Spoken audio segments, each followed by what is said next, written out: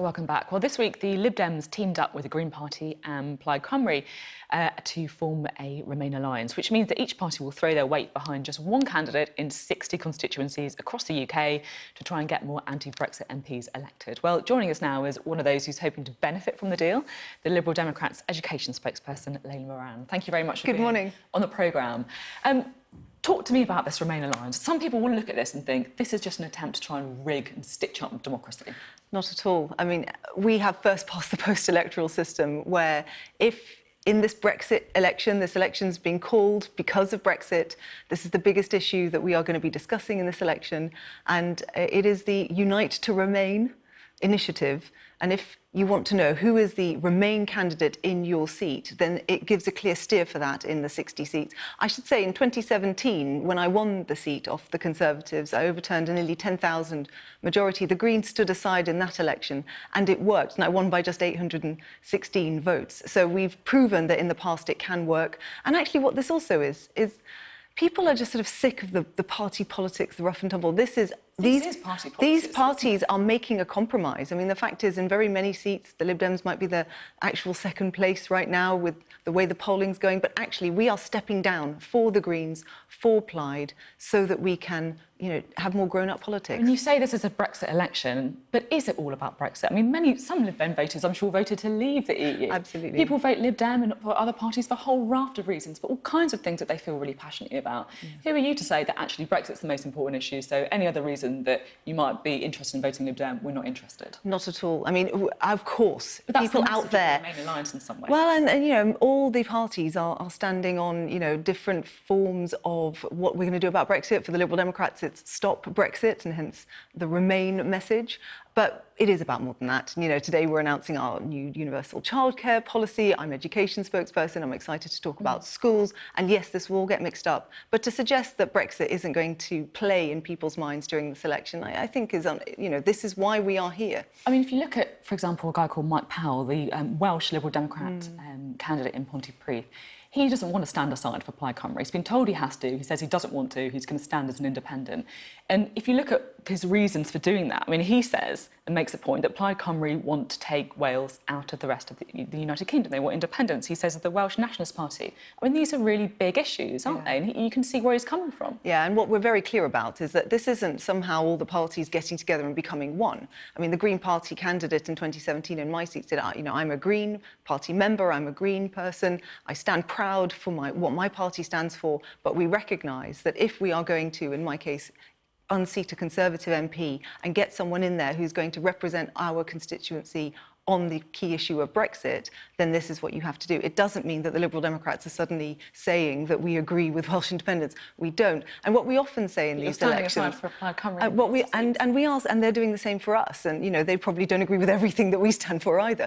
But what we say to people is, in the end, no party owns voters. Voters are going to make their own decision. And we often say, would you lend your vote to another party in this first past the post system that doesn't allow for that breadth that we have now in party politics, and that's what we're suggesting. Now, you mentioned a little bit earlier the childcare announcement today. Just explain to our viewers what it is that Lib Dems want to do. Yep. So it's 35 hours of free childcare, properly funded, high-quality free childcare for 48 weeks of the year. That would cover everyone from 2 to 4 years old, but where ours is radically different, even to Labour, who are announcing similar things today, is it also covers that gap for working parents between the 9 months of age until 2. Many families across the country feel that they have no choice but to go back to work. The average cost of sending a child from age 9 months to 2 years old to 25 hours is £6,500 a year. That's a lot of money for people. So how much is this policy going to cost? So in total, it's 14.6 billion. Sorry, 14.6. It's a very expensive policy, and we're being very upfront about that.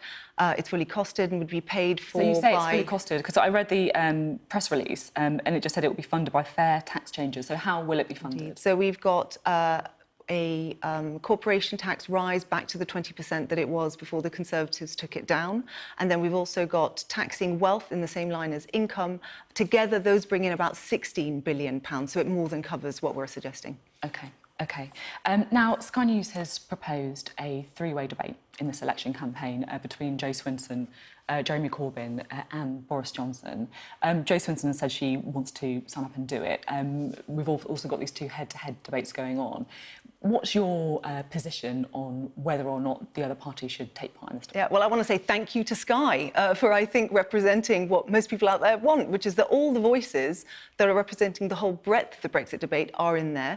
Jo Swinson is unequivocally ambitious about her plan to be Prime Minister, and she would be a brilliant Prime Minister. We are the biggest, strongest Remain party fielding candidates in all parts of the UK. And actually, we're the only party that can challenge Labour and the Conservatives on this. We are in discussions with lawyers about what we're going to do with the ITV debate, and we're also looking at court action for the BBC One too.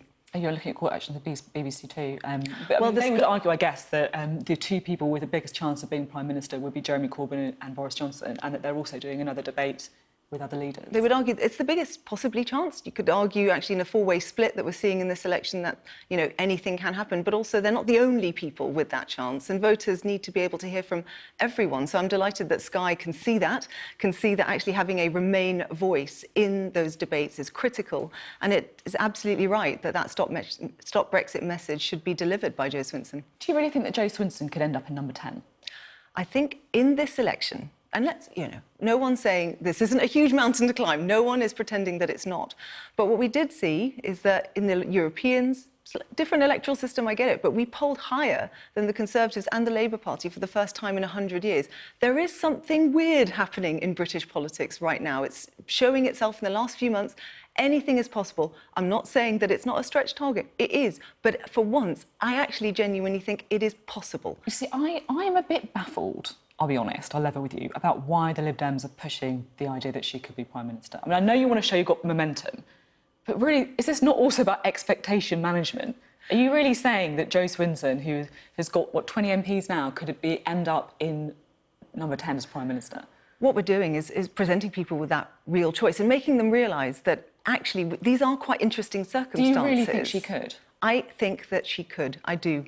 At other elections, I would have held back from that.